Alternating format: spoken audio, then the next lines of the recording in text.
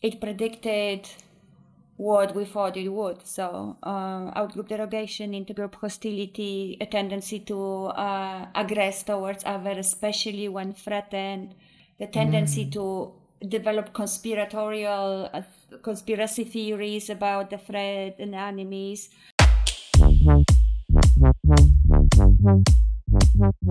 In this episode of the Psychology Podcast, I have a very stimulating discussion with Dr. Agnieszka Golec about collective narcissism. Agnieszka defines collective narcissism as a belief that the exaggerated greatness of one's group is not sufficiently recognized by others. In this episode, we dive deep into the many implications of this way of thinking, from politics to fake news to conspiracy theories to the rise of populism seen around the world. We also discuss some potential ways of reducing collective narcissism and bringing greater solidarity among all humans, regardless of which ones you perceive as in your, quote, in-group. I find this line of research extremely important, as I wrote about in my Atlantic article, What Collective Narcissism Does to Society. I think this is a really important episode with many societal implications. So without further ado, I bring you Agnieszka Golec. Agnieszka, it's so great to have you on the Psychology Podcast. Hi, Scott. Hello. It's very nice to be here, finally.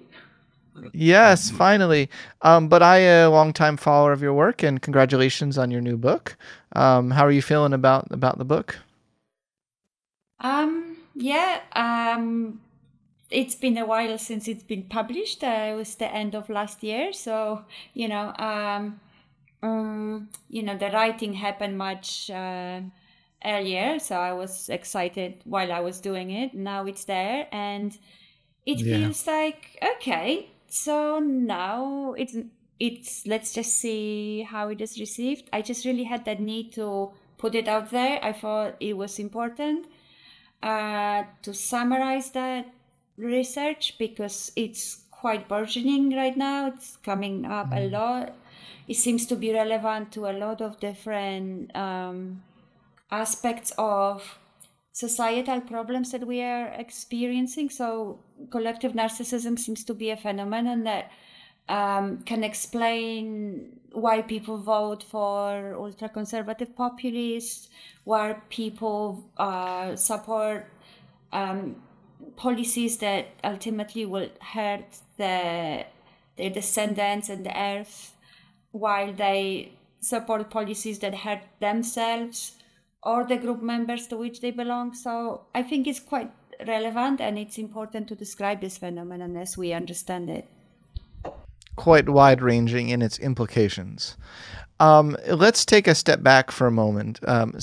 So you study something called collective narcissism. Can you explain a little bit to our audience? What is collective narcissism? How do you define it? Right. So this is the book. It explains what it is. So it's I'll do my best to explain in a couple of words, but we can take an hour to try to explain it. Well, how do you define it? Well, I define it as the manifestation of narcissistic need on a collective level of self, which means, in other words, that it's the belief that the superiority and greatness of our group should be, but is not sufficiently recognized by others. So it's this entitlement and deserving of special recognition and privilege that is the gist and the core of the concept. Got it. How did this interest come to be? What was the sort of development of your interest in this topic? Right. So, let's start from the very beginning when I was a little girl in a communist Poland. Yeah. What was it like when you grew up in communist Poland? Yeah. I'm curious. Well, yeah. Well, were you interested in psychology? Were you interested in people as a kid? Okay, Scott. This is a coming out. I'm neurodivergent. Okay. I'm interested in people intellectually, I suppose. That's why I studied psychology, but it came from the need to understand because I had problems with relating to people. And I think No, it's actually fine. I understand it now. It's just like the huge burden was taken off my back when I understood that. But see that, but this is also it comes from trying to understand things that I just didn't understand why it was happening. So I suppose I was really bothered by public expressions of hate. I was so growing up in communist Poland. What happens? Well, first of all, you would meet violence a lot, and I was from the workers type of district. I suppose like something that you would call inner city now. So that was one thing, but I was much more scared on the violence, politicized violence on a large scale, performed by groups and societies.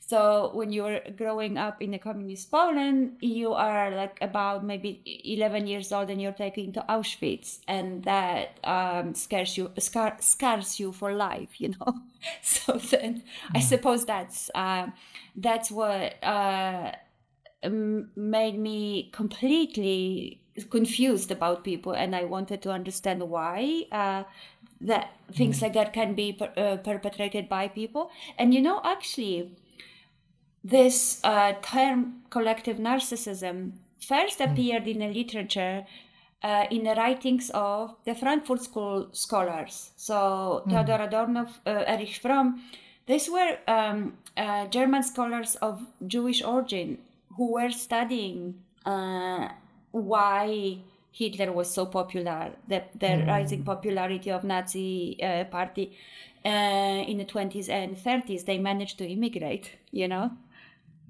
sort of. They understood what was going on, and then they continued in states. So I didn't know when I came up with this, narcissism can be collective.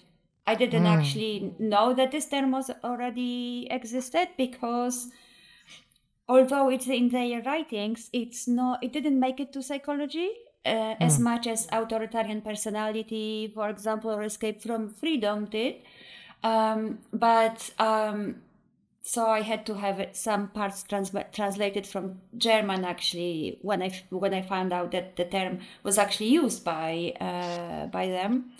But then a lot of things that they said on a theoretical sort of level, why group narcissism is such a dangerous phenomenon, then I was able to research, So I was able to actually find empirical evidence that it functions as they predicted that it would function. Yeah, well, that's great. I mean, I love those thinkers. Oh, whether that answers your question. Oh yeah, no, it does. Well, to a certain extent. I know that there's obviously more to the story about. I think you were at Penn or something, and then you were at some workshop, and right? Isn't there some origin story here? Yeah. So the more immediate story is that. So I was in University of Pennsylvania. That was back in 2005, and it was a summer institute of ethno-nationalistic conflict.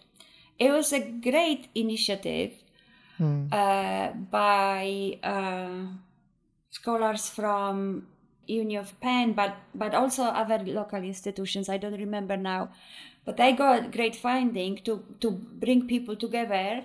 And these were interesting people, because these were social scientists that were interested in conflict, but they were also conflict resolution practitioners. And people who experience conflict and then try to understand it or try to be advocates. So we had a partisan from Burma, for example, but we had also people who work with refugees from conflict. And I had this great colleague, David Goodwin, who was, at that time, he worked with refugees as therapists. So he was a clinical psychologist. And we were put in a group together that was supposed to prepare a research project. Him and several other people, I don't remember now, because we had this exchange. Now we're talking about nationalism and how this it is this one of the understanding, the psychological understanding is that it's this need to dominate other countries, no? And David says, yeah, that there's need for superiority. It's just so narcissistic. And I'm like, okay, go on. And he gives me the definition of narcissism at the time, as it was understood in psychology, narcissism on individual level, right? As a personality disorder, at this complex of grandiosity that makes you completely delusional and makes you like a really difficult person to be with, even if like superficially quite charming in the beginning, then like really revengeful, really hostile, dominating and controlling in interpersonal relations, no? So he says, like, yeah, these are the people who just demand that others admire them all the time. They bow their heads, give them the signs of admiration, and so on. And I'm here as social psychologist by training, inspired to a large extent by the European social psychology, where social identity theory or social identity theory perspective is quite prominent. And we know that self has levels, and it has a personal level, but it also has a social or collective level, right? So what do you think about yourself as a group member? So I'm thinking, okay, so maybe it's not individual narcissism that is important here, driving intergroup processes, but rather collective narcissism. So what people think about their groups and how they, in that context, evaluate their groups. And then I started researching. Then I came up with Adorno's Kollektiver Narcissismus in German. So I had that translated. And we started thinking, okay, so why don't we just try to tap it? Why don't we try to measure it? So I asked David for measurements of narcissistic personality. And then I checked out whatever measurements were used at that time. And we did very simple thing, but very much backed up, but very important science. So we translated the measurements of individual narcissism into the collective level by simply substituting I with my group. So clever. So clever. And you found it held psychometrically. Yeah. So yeah, I say this, but it was done that way. But yes, of course, I'm minimizing that. I'm self-deprecating here. But I know. I don't want to deprecate my colleagues. So there was a lot of work that went into it because there were lots of us. So we discussed that concept.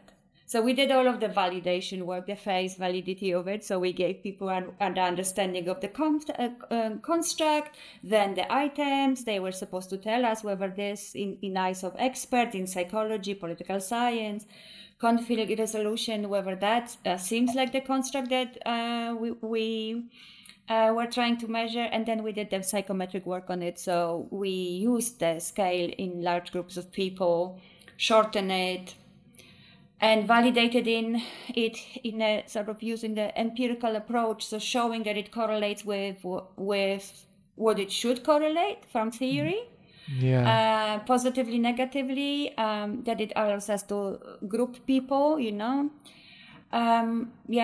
the most importantly, it predicted what we thought it would. So outgroup derogation, intergroup hostility, a tendency to aggress towards others, especially when threatened. So these were the very early studies. Then we found that it predicts the sort of hypersensitivity to threat, seeing threat to the in-group everywhere, the tendency to develop conspiracy theories about the threat and enemies, just to have that justification for the hostility and aggression. No? So these are people who engage in that sort of vicious circle of threat and aggressive retaliation. So we found that collective narcissism predicts a tendency to exaggerate perception of threat to the in-group, especially to the in-group's image. We found that at higher levels of collective narcissism, the retaliation to in-group image threat is stronger, more vicious, more aggressive. And we found that threat to in-group image increases collective narcissism. A little bit, but it does temporarily, but it does. How do you tie a lot of this to social identity theory? What is social identity theory? Well, social identity perspective, rather, brings together social identity theory and self-categorization theory. So historically, first is this social identity theory that is proposed by Henri Tachfel, another Holocaust survivor, whose life work was to explain intergroup hatred and prejudice. So he was the author of so-called experiments in the minimal group paradigm, with a question: what does it take people to create in their heads this division between us and them, and start working, acting accordingly, so favoring us and disfavoring them. So he was an author of these famous experiments in which he asked people whether they prefer the painting of Paul Klee versus Vasyl Kandinsky. There's actually like sort of modern painters, not huge difference between them, but it was sufficient for people to make then biased allocations to the in-group. So let's say you like Paul Klee, I like Kandinsky, I make allocations of money. I'll give more money to those who like Kandinsky than your group who like Paul Klee. No? So those studies showed that people not only would favor their group, but they also would make allocations in which they would want to maximize the difference between their in-group and the out-group. Even if they do not give the biggest money allocation to their group, what they want to do is to make their group put their group in advantage in comparison to the out-group. So that was a very important motivation, this positive distinctiveness. And Tachfel proposed that this is because we have this universal motive to maintain positive self-esteem. And because our social identity is a part of our identity, one of the ways of achieving and maintaining positive self-esteem is to making sure that our group is great. So developing the positive identity. And one of the ways of developing positive social identity is by comparison to other groups. So you will be always motivated to derogate out groups. So your group comes out in this comparison as better. Yeah. Why do some people care so much about being part of a group? It's evolved. We are the ultra-social species. Need for belonging? Yeah, of course. No, of course. Okay, so on the very basic level, it's been adaptive. You know, we don't have claws, we don't have big teeth. So my specific question, but there are individual differences here. Why are some people way more interested in caring so much about their group being great, more so they care about their own damn selves? Why are there some people? Well, and here, you know, like genetics usually explains most of individual differences, right? So we just are that way. But I think what collective narcissism theory proposes is why it makes a difference, or how it makes a difference socially. So even if the tendency to hold collective narcissism as a belief about your group is an individual difference, so it will be a normal distribution in a population. You will always have like 20% of zealots, 20% of people who do not have it at all, and majority in the middle. That actually does not matter that much for the societal processes that we are observing and from which we started. What matters is that it's a belief about the social identity and you can share it with others. So this is when collective narcissism becomes a belief that is shared with others and starts defining what people think about their group. This is when it starts being a societal problems. And this is when groups become actors. Groups become collectively narcissistic because they decided, okay, we need to make our country great again and recognized again and admired again, because it wasn't.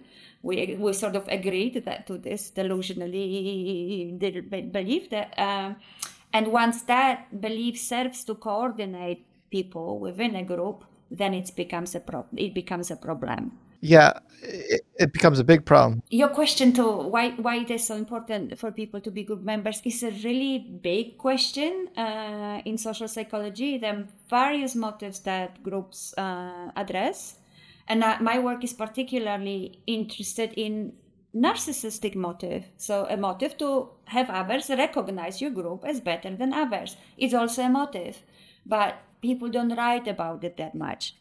So the self-esteem is a recognized motive, but narcissism, not so much. There's a big literature also that differentiates self-esteem and narcissism. Oh, yeah. So, showing that narcissism is just not positive self-esteem, yeah? Definitely, and they have different developmental trajectories and predictors. So what are the are collective narcissistic groups comprised of individually narcissistic people? I would say no. So this is. But there's a correlation. There's a correlation, yeah, but with vulnerable narcissism. Absolutely. So there is a correlation between individual narcissism and collective narcissism, and there are different aspects of individual narcissism. So there's this grandiose narcissism where people are dominant, grandiose because they feel they're so great. They're just great in everything, no? And the admiration is just there of others, is just their right and entitlement. Vulnerable narcissists are it's a narcissism of my great suffering, right? So these are the people who self-deprecate. They're people who it's just like their assumption of greatness was not confirmed by others, and therefore they sulk and they suffer.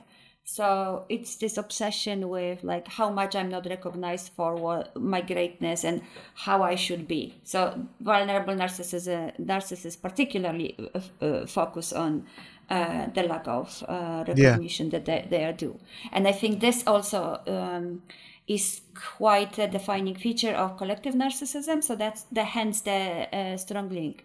But I think this.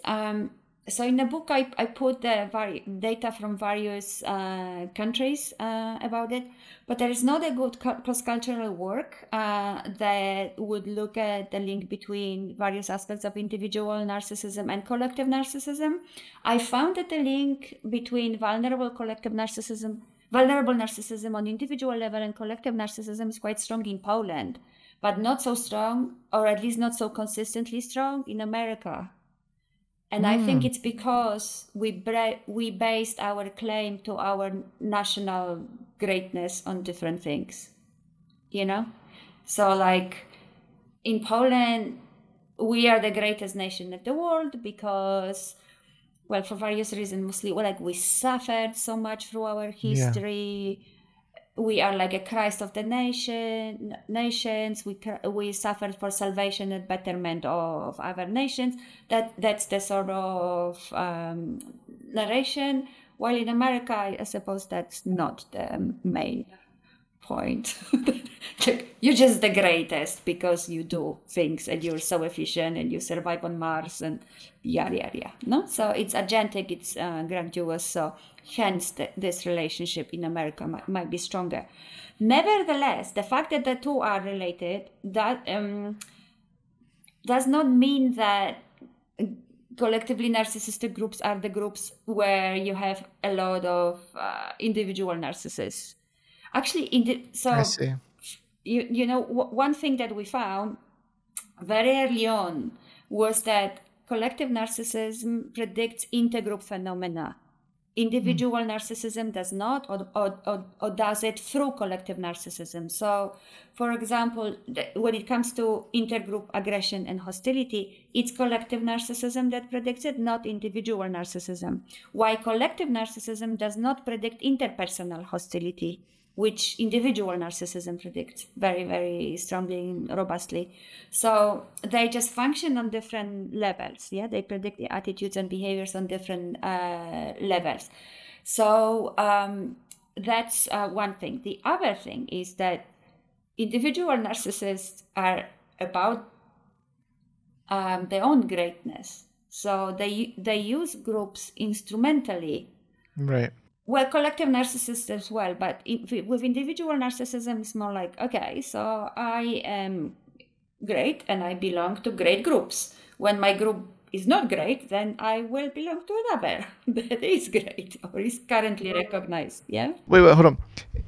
There's a distinction I've never seen you make, but it seems worth making between vulnerably narcissistic groups and grandiosely narcissistic groups. I don't make this distinction. I know. I just said I've never seen you make that distinction, but I think it's an important distinction. Well, cool. The reason why I think it's an important distinction is because I do think there's different flavors. There are some groups who have this flavor of like, we have suffered so much, that's why we're great. Whereas other groups we are great because we're inherently the best. Yeah. I mean, it's always we are inherently the best. So collective narcissism is related to a tendency to essentialize a group as well. So it comes from our nature, our blood, always. But yeah, absolutely. So I don't differentiate. What I'm saying, Scott, is group members can take any reason to claim that their group is unique, superior, better than others. Sure. There can be nations that they would say, well, we're just the most generous nation in the world. We're the most empathetic. We always help others, right? And that's why we are due special recognition and respect, and we are not getting it, and please give it to us as soon as possible. Or it's so interesting. You make a distinction in your book between kind of right-wing authoritarianism and left-wing authoritarianism, you have this you have this specific argument about like when like underprivileged groups show collective narcissism, it's a little bit different than when the dominant group shows collective narcissism. Can you elaborate your thinking on that a little bit? Yeah, I have to elaborate it separately, okay? Because I'm not sure these are related, and actually you gave me an idea to think about. So Good. Thank you. I will tell you, because I'm now writing that paper. I told you I came here to write the paper. It's a paper about collective narcissism, being national collective narcissism, being related simultaneously to right-wing and left-wing authoritarianism. Yeah? Yes. But let me leave this aside, because actually the other topic will serve as an introduction. Just in case I forget, left-wing authoritarianism, remind me. So, one thing that I should say, the early research on collective narcissism focused a lot on national narcissism, mostly because it was easier.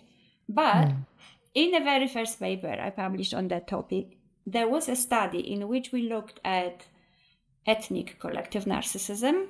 So this was a study that was conducted, I think, in like 2006, maybe in Britain, just after that memorable meetings at Pennsylvania.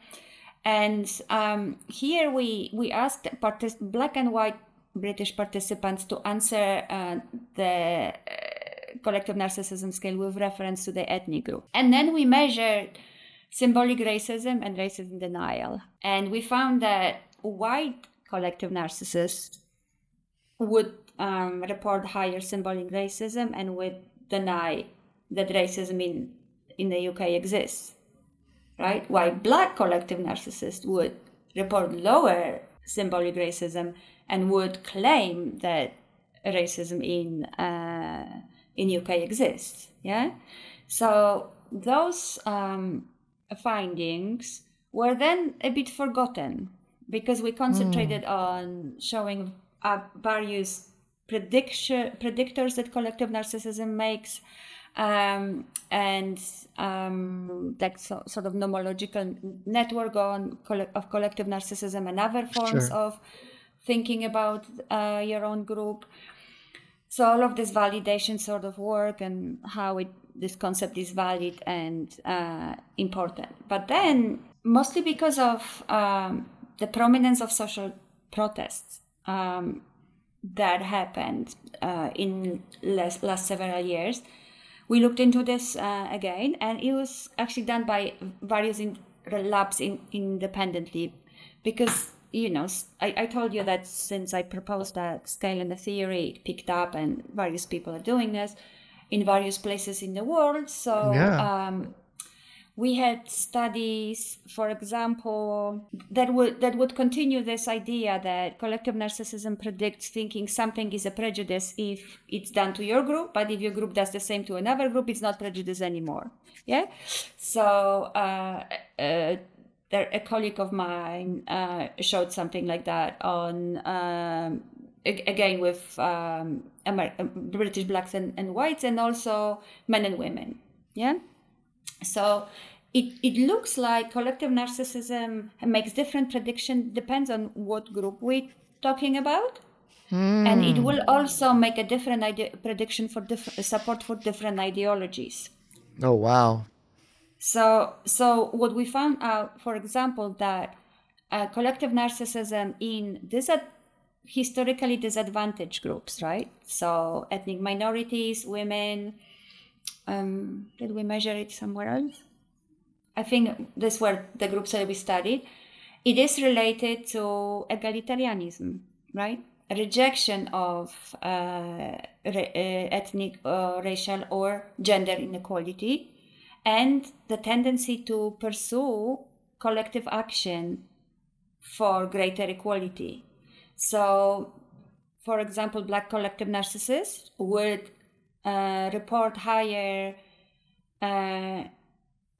tendency to engage in Black Lives Matter protests, or they would report that they engaged. And women who were high on gender collective narcissism would also go and protest for gender equality. When it comes to the historically advantaged groups, it's the opposite. So collectively narcissistic men would not react to exclusion of women emotionally almost at all. They would be bothered by exclusion of men, but not exclusion of women. They would be sexist, and they would also endorse beliefs that legitimize gender inequality, or beliefs that deny gender inequality exists. And it's analogous when it comes to white collective narcissists. So they would endorse the beliefs about white supremacy. They would deny that racism exists. They would uphold prejudice and so on. So very much predictions of collective narcissism in advantaged, disadvantaged groups depend on those groups' particular interests, really. And what is interesting also that I need to say is that in both groups, though, advantage and disadvantage, collective narcissism predicts hostility and predicts zero-sum thinking about the relationships between those groups. So it is a variable that predicts conflict. It is a variable that ultimately, even if we're talking in disadvantaged groups, ultimately can lead to aggression to topple or flip the hierarchy rather than introduce equality. And there is research that's been done in various countries in the world that struggle with terrorist movements, that show that collective narcissism, especially in radicalized networks, predicts support for terrorism as a way of a weaker or disadvantaged group engaging in the power struggle. No, so this is one thing that shows us that collective narcissism would make different behavioral predictions and predict different ideologies depending on which group we ask about. But now, coming back to our largest body of evidence is the national narcissism, and people would tend to think, oh, like this argument about unrecognized greatness of our nation, that is a very sort of ultra-conservative, right-wing argument, populist perhaps, but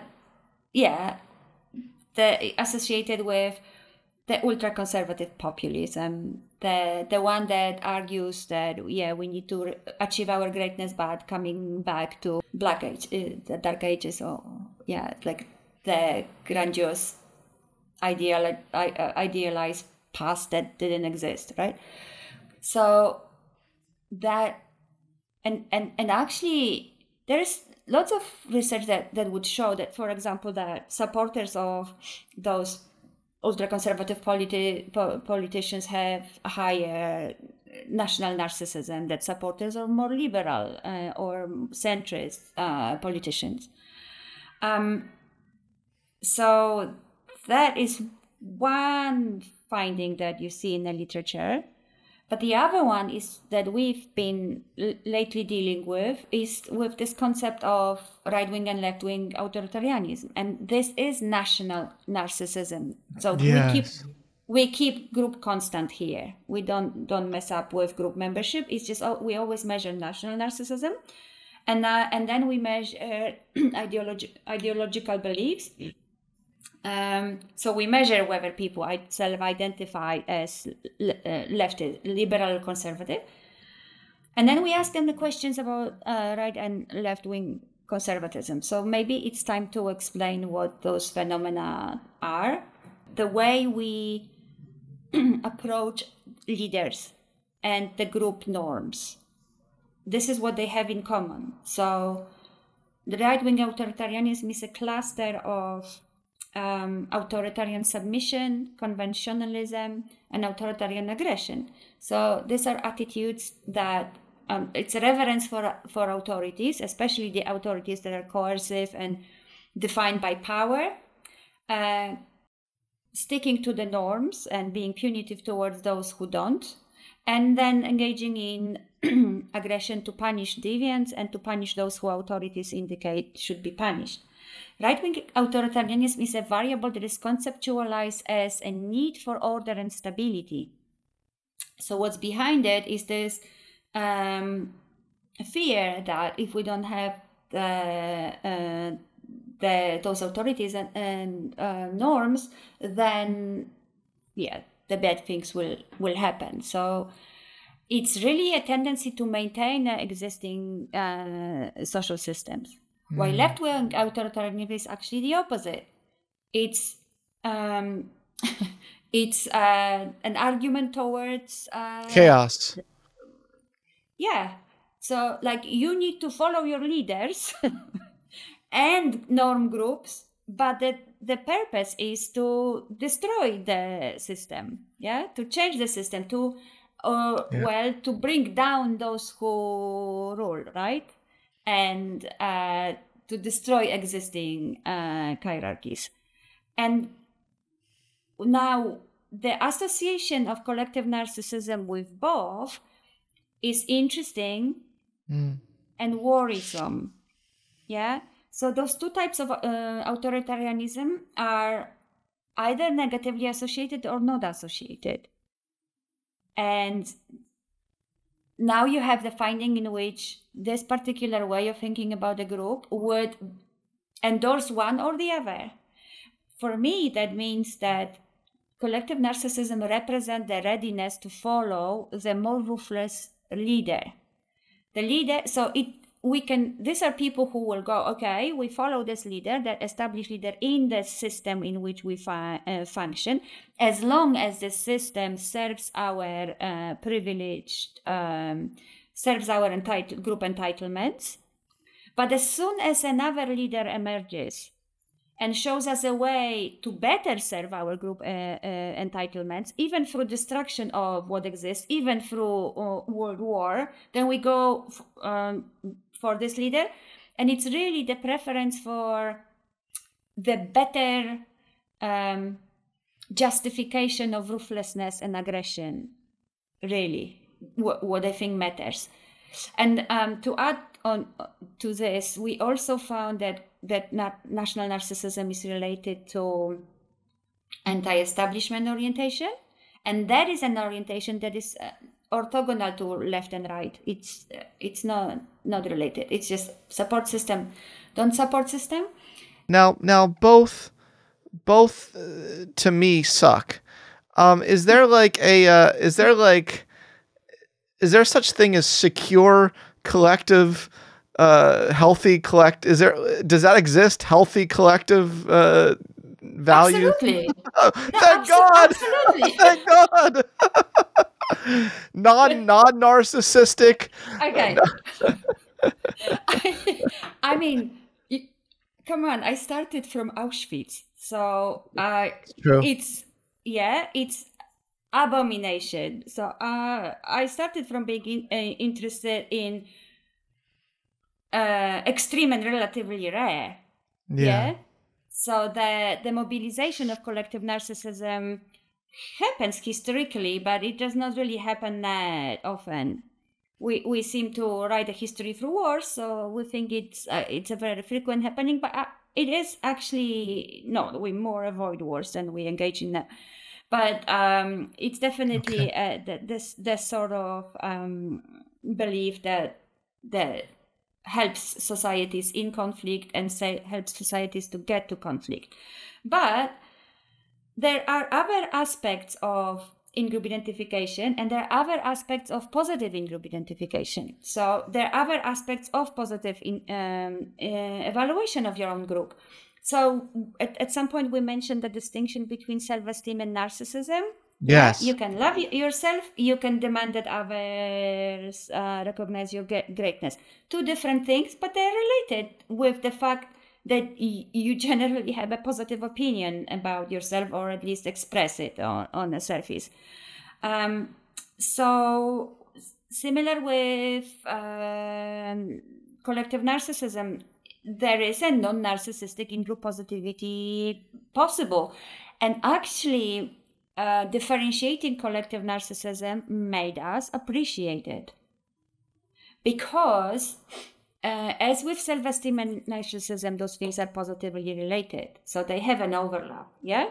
So I tend to name this variable in-group satisfaction. It has been also labeled collective self-esteem, but it boils down to feelings. Yeah, it is a feeling of satisfaction of being a member and pride of being a member of a valuable group. Yeah. So it's not narcissistic demand for this group to be recognized as better, have any special entitlements or privileges. You're just happy you're a member of a valuable collective. Yeah. But the fact of you positively evaluating your group and collective overlaps with collective narcissism that positively overlaps it and takes it further with this entitlement and recognition issues. But when you measure one and the other in the same study, you can actually tease a lot of things out. So we have statistical methods that help us deal with what these variables have in common and sort of look at what they predict when you take this common thing from them. So in other words, we can get this collective narcissism without the happiness of being a member of the of the great group. And we have the genuine collective self-esteem that is not narcissistic. And study after study, we show that they predict opposite things. So collective narcissism without in-group satisfaction is related to low self-esteem and individual narcissism. The non-narcissistic in-group positivity is related to high self-esteem and negatively to narcissism, right? So on individual level, those already are different types of people. Then in-group satisfaction without collective narcissism predicts intergroup tolerance. So the fact that they overlap actually attenuates the hostility of collective narcissists. Wow. Yeah? Wow.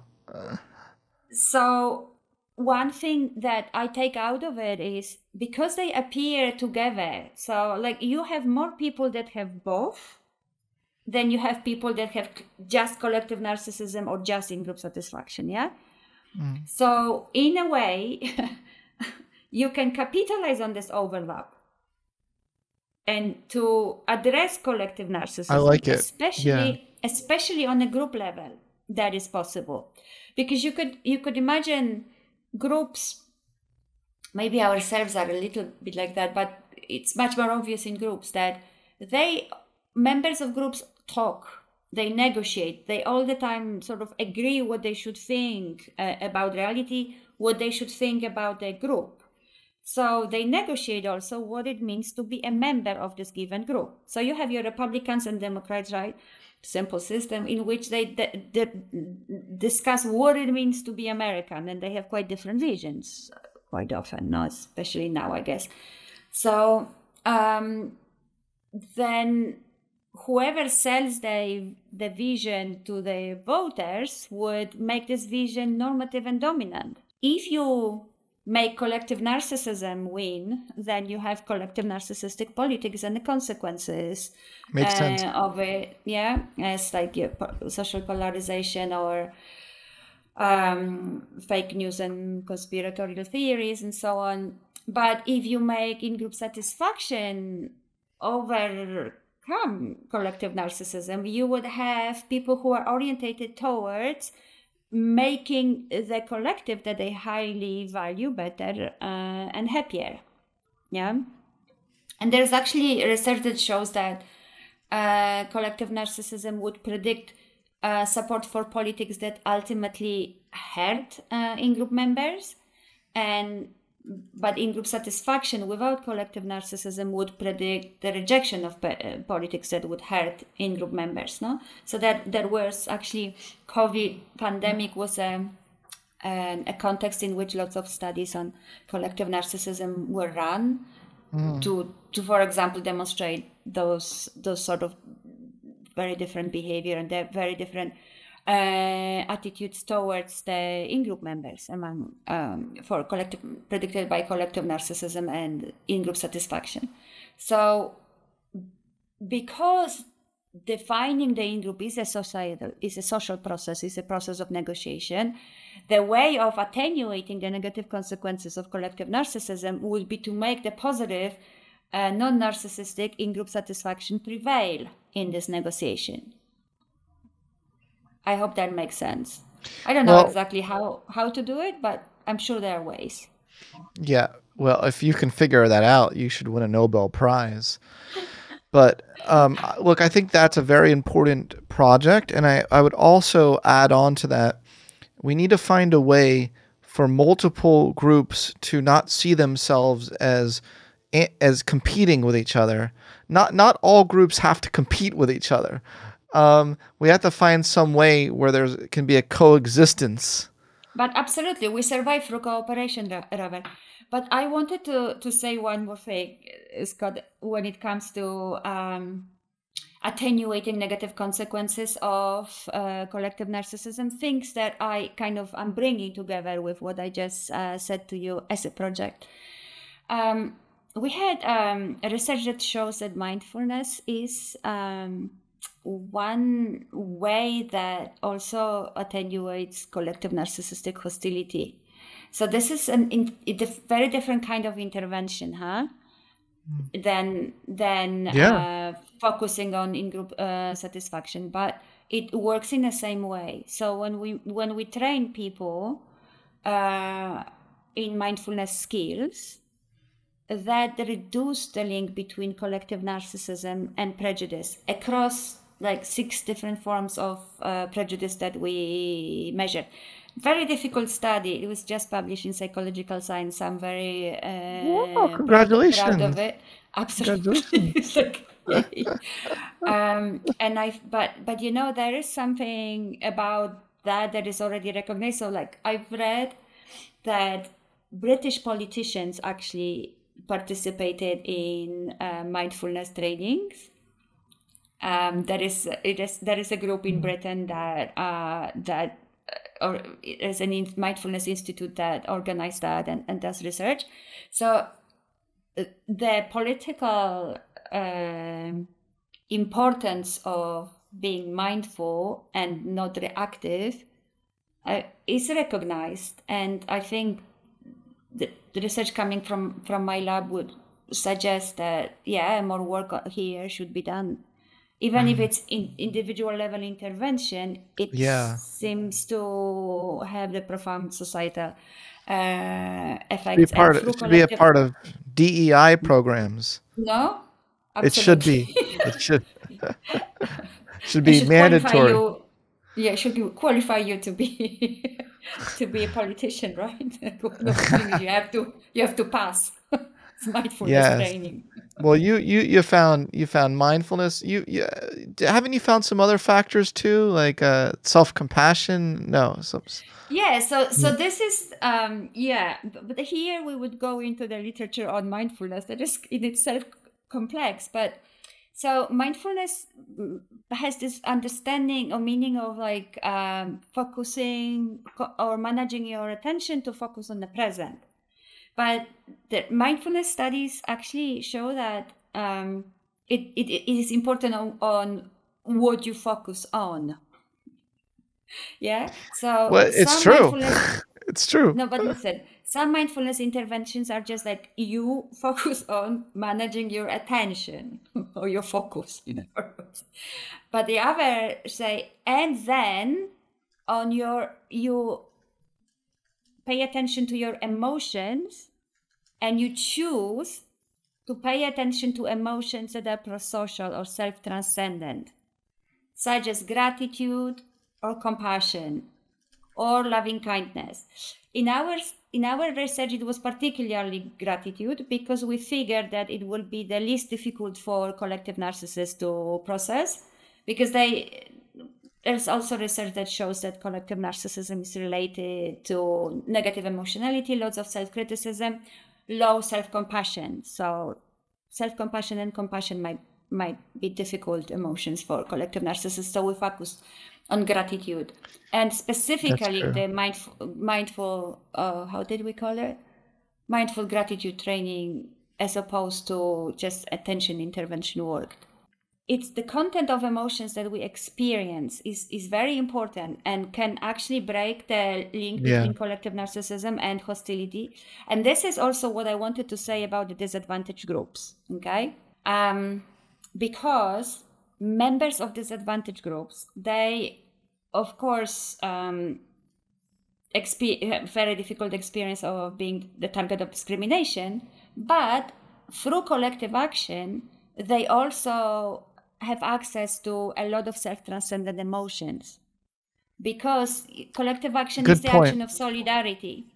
So that also, I was saying that, collective narcissists in disadvantaged groups would in fact want to flick the hierarchy rather than really work for equality. They are still aggressive and have this us and they divisions, but also they will be experiencing prosocial self-transcendent emotions, which may temper their hostility. So collective narcissists that went through experience of collective action and that feeling of solidarity and achievement through collective action might be very different collective narcissists, Oh, wow. Yes. Yes. But here the problem is what the collective action is met with. Yeah, so the response of the advantage groups is important, because the crushing of protests only radicalizes collective narcissists. Yeah. Yes. Yes, your work is so important and relevant in the world today. It seems to me like collective narcissism is synonymous with collective victimhood. I would almost use the two almost synonymously with each other. I think there were research that show that they are related. Yeah. Yeah. Absolutely, Scott. Yeah, this is a great intuition, because collective narcissists. Agnieszka.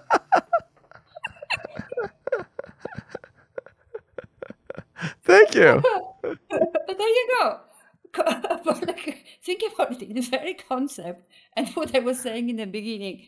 These are people who see enemies everywhere. Yeah, everyone is against them and conspires against them and hates them. So yeah, they are the ultimate victims. It makes a lot of sense, and we're not going to pull out of this quagmire we're in society right now unless people and groups start viewing each other not as enemies, but as something, as at least neutral. At least neutral. Yeah, well, at least we identified one big factor that makes people see others as enemies, and we can now work on this factor. It's a great start. It's more than a start.